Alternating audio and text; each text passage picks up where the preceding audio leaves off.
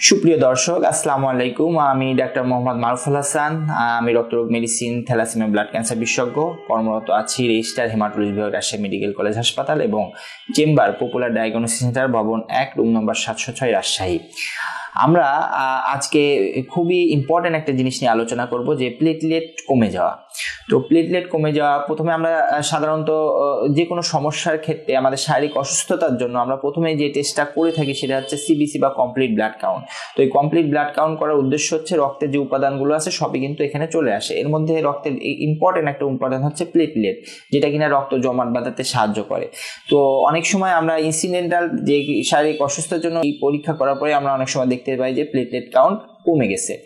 এখন আমরা অনেক সময় এই প্লেটলেট কাউন্ট কম দেখে অস্থির হয়ে যায়। আমরা নর্মাল অ্যাডাল্টের বা যে প্লেটলেট কাউন্ট সেটা কিন্তু 1.5 লাখ থেকে 4.5 লাখ।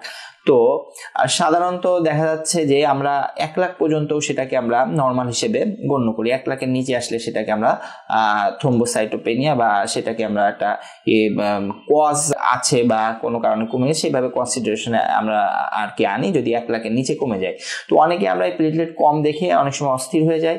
তো আমরা যদি জানতে পারি যে কি কারণে আসলে প্লেট কমতে পারে, আসলে আর কতটুকু প্লেটলেট কমলে আমাদের জন্য আসলে উদ্বিগ্নতার কারণ আছে, সেগুলো আসলে আমাদের জানা খুবই গুরুত্বপূর্ণ। তো সাধারণত দেখা যায় যে প্লেট কি কারণে কমে। প্লেটলেট কারণ সবচেয়ে কমন কারণ হচ্ছে ভাইরাল কজ, যেগুলো বিভিন্ন ভাইরাসের মধ্যে ইম্পর্টেন্ট আছে ডেঙ্গু ভাইরাস, এছাড়া আমরা জানি cytomegalo virus, Epstein Barr virus, B virus, C ভাইরাসেও কিন্তু অনেক সময় প্লেটলেট কমে যেতে পারে। এছাড়াও ভাইরাল বলে কিছু ব্যাকটেরিয়াল কারণে কমে। এছাড়াও আমাদের দেখা যাচ্ছে যে ড্রাগের কারণে, কিছু ড্রাগ আছে, ড্রাগ কিন্তু প্লেটলেট কাউন্ট কমাই দিতে পারে।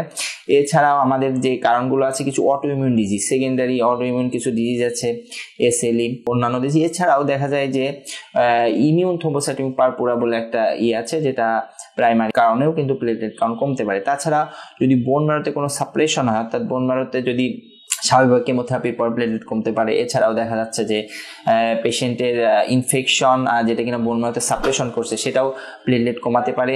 এছাড়াও দেখা যাচ্ছে যে আমাদের কখনো যদি লিউকেমিয়া হয়, অর্থাৎ ব্লাড ক্যান্সার হয়, তাহলে প্লেটলেট কাউন্টটা যেগুলো বোন ম্যারোতে ক্যান্সার সেল আধিক্যের কারণে কমাই দিতে পারে। এছাড়াও কোনো আলাদা অন্য কোনো ম্যালিগনেন্সি যদি বোন ম্যারোতে মেটাস্টেসিস হয় তাহলে হতে পারে। অর্থাৎ প্লেটলেট কমার অনেক কারণ আছে। তো প্লেটলেট কমে গেলে উদ্বিগ্ন হওয়ার কিছু নেই। আমাদের প্রথমে বুঝতে হবে যে আসলে কতটুকু কমলো এবং সেটা আমাদের শরীরের জন্য কতটুকু আর কি ভয়ের কারণ।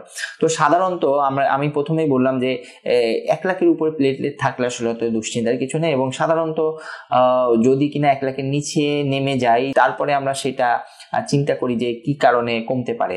তো এর মধ্যে যে কারণগুলো আমি বললাম, তো সেক্ষেত্রে আমাদের সাধারণত যদি দেখা যায় যে প্লেটলেট কাউন্ট 20 বা 30 হাজারের নিচে নেমে আসছে, সেক্ষেত্রে আমরা সেটা বেশি গুরুত্ব বহন করে, কারণ সেটাকে আমরা খুব হাইলি কনসিডারেশনে রেখে সেটাকে আমরা চিকিৎসা এবং রোগ নির্ণয় করার চেষ্টা করি। এছাড়া যদি দেখা যাচ্ছে অনেকের প্লেটলেট 80,000, 90,000 বিভিন্ন কারণ তার মানে এইভাবেও পাওয়া যায়। তো সেক্ষেত্রে অনেক সময় আমাদের দেখা যায় যে অ্যাকচুয়ালি আসলে অনেক সময় দেখা যাচ্ছে মেশিনের একটা গুরুত্বপূর্ণ ইস্যু হচ্ছে মেশিন। আমরা দেখা যাচ্ছে যে মেশিনগুলোতে চালাই, এই মেশিনের সাধারণত প্লেটলেটের ডায়ামিটার 3 থেকে 5 মাইক্রন।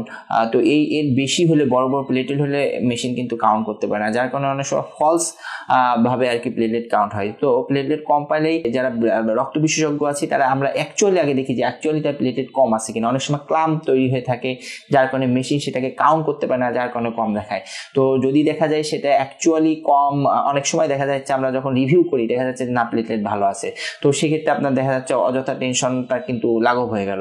এরপরে যদি দেখি অ্যাকচুয়ালি কম আছে, সেটা কত কম আছে। সাধারণত ভাইরাল কারণ সহ আমরা যে কিছু কারণ বলেছি, এই কারণগুলোতে কিন্তু সাধারণত দেখা যাচ্ছে যদি দেখি যে 50,000 থেকে 1 লাখের মধ্যে আছে, সেক্ষেত্রে আমরা কারণগুলো নির্ণয় করি, এবং সাধারণত এগুলোতে কিন্তু ভয়ের কিছু নেই। আর যদি আমরা দেখি 20-30-এর নিচে নেমে গেছে, সেক্ষেত্রেও আমরা মূল কারণ ধরার চেষ্টা করি। এর মধ্যে গুরুত্বপূর্ণ কারণ যে আমরা বলেছি ইমিউন হেমোলাইটিক অ্যানিমিয়া সহ কিছু ম্যালিগনেন্সি কারণ আছে, আমরা সেই কারণগুলো নির্ণয় করার চেষ্টা করি, এবং সেই কারণগুলো নির্ণয় করে কিন্তু আমরা সেই স্পেসিফিক চিকিৎসা দিলে কিন্তু রোগী ভালো থাকে। এই জন্য আপনাদের কাছে সবচেয়ে গুরুত্বপূর্ণ যে মেসেজ আজকে, দেখা যাচ্ছে যে বেশি কমে গেলে বা যেটা হলে সেটা তো আমরা বুঝি, পরবর্তী কাউন্ট করি, কিন্তু অল্প কমাতেই অনেক কিন্তু আমরা অস্থির হয়ে যাই। যেমন 1,20,30 আছে, এইগুলো কিন্তু আমরা থ্রোম্বোসাইটোপেনিয়ায় ওইভাবে আর কি মনে করি না। এটা গুরুত্বপূর্ণ ব্যাপার। আর একটা জিনিস গুরুত্বপূর্ণ সেটা হচ্ছে রিসেন্টলি আমরা দেখতেছি যে থ্রোম্বোসাইটোপেনিয়া খুব বেশি পাচ্ছে। এটা ভাইরাল কারণের সাথে সাথে একটা কারণ গুরুত্বপূর্ণ হতে পারে যে ভ্যাকসিনেশনের কারণে কিন্তু অনেকের কমে যায়।